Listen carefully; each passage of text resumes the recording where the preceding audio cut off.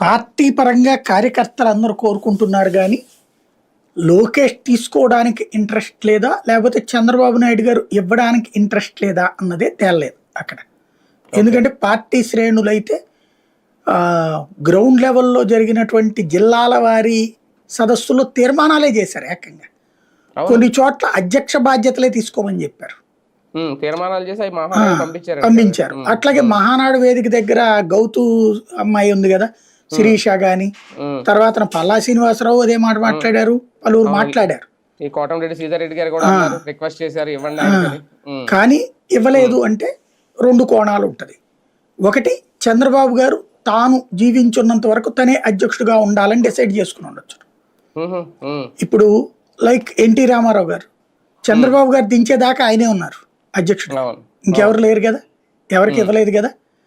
అట్లాగే తనకి సంబంధించినంత వరకు తనే అధ్యక్షుడిగా ఉండటం మంచిదని భావిస్తుండొచ్చు. ఎందుకంటే బ్యాలెన్స్ చేయడానికి. ఎందుకంటే ఇప్పుడు లోకేష్ వచ్చినప్పటి నుంచి జూనియర్ల ప్రమోషన్ బాగుంది, బట్ సీనియర్లు సంతృప్తి పడట్లా, సీనియర్లలో ఒక అసంతృప్తి పెరుగుతుంది. కాబట్టి అది బ్యాలెన్స్ చేయడం కోసం తన దగ్గరే ఉంటే బెటర్ అనిపించుకుంటుండొచ్చు. రెండవది, లోకేషే ఇప్పుడు పార్టీ పగ్గాల మనకెందుకు, దానివల్ల ప్రయోజనం ఏంటి, అది నానే దగ్గరే ఉంటే బెటర్ కదా, బ్యాలెన్స్ చేస్తూ ఉంటారు. మనం ఎట్లాగో ఇప్పుడు రకంగా ముఖ్యమంత్రిగా పేరుకి చంద్రబాబు గాని నడిపిస్తోందంతా లోకేషే. ఏ శాఖ ఫైల్ అయినా త్రూ లోకేష్ ద్వారా వెళ్లాల్సి వస్తుంది, ఏ కార్యక్రమం అయినా సరే త్రూ లోకేష్ ద్వారానే వెళ్లాల్సి వస్తుంది. ఈ బాధ్యతలే ఎక్కువగా ఉన్నాయి. ఓ రకంగా అధికారిక సీఎంగా చంద్రబాబు ఉన్నారు, అనధికారిక సీఎంగా లోకేష్ నడుస్తున్నారు. అట్లాంటప్పుడు ఆ సిచ్యుయేషన్లో ఇది అదనపు బాధ్యత అవుతుంది. ఒక పార్టీని నడపడం అంటే ఆషామాషి కాదు, ప్రభుత్వాన్ని నడపడం కూడా ఆషామాషి కాదు. రెండూ పెట్టుకున్నప్పుడు ఓవర్ స్ట్రెయిన్ అయిపోతుంది.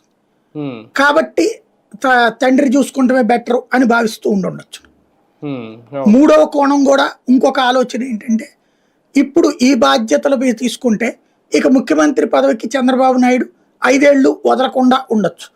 ఇప్పుడు అధ్యక్షుడిగా ఆయన్నే ఎంచుకుంటే, ఈలోపు పవన్ కళ్యాణ్ బీజేపీని ఒప్పించుకుంటే ఈయన ముఖ్యమంత్రి అవ్వచ్చు ఏకంగా. ఈ మూడిట్లో ఏదైనా అయి ఉండొచ్చు. మొత్తానికైతే ఊరించి పక్కన పెట్టారా, అలాంటిది ఏం లేదంటారా? అంటే కార్యకర్తల అభిష్టం అది. లోకేష్ నాయకత్వాన్ని కార్యకర్తలు స్వాగతించుతున్నారు. అంటే ఆల్రెడీ తెలుగుదేశం వారసత్వం నందమూరి కాదు నారా చేతికి వచ్చేసింది అన్నది ఇక్కడ ప్రూవ్ చేశారు ఈ మీటింగ్ ద్వారా. నందమూరి వారికి ఎవరికి లేదు కదా ఇందులో, నారా వారికి వారసత్వం వచ్చింది. అలాగే నారా వారి అబ్బాయే ఇప్పుడు అధ్యక్షుడు కాబోతున్నాడు, ముఖ్యమంత్రి అయినా ఆయనే. అది తీసుకోబోతున్నారు. పాయింట్ అక్కడికి వస్తుంది అనమాట. కానీ ఒకటి సార్, అంటే ఇందాక ఎన్టీఆర్ గారి అంశం వచ్చింది కానీ ఎన్టీఆర్ గారు అప్పట్లో అసలు రాజకీయానికి వారసత్వం ఏంటి అని ప్రశ్నించారు ఆయన. అంటే ఆయనకు అసలు రాజకీయానికి వారసత్వంగా ఇచ్చే ఉద్దేశం లేదు అనేది ఆ మాటను బట్టి అర్థం.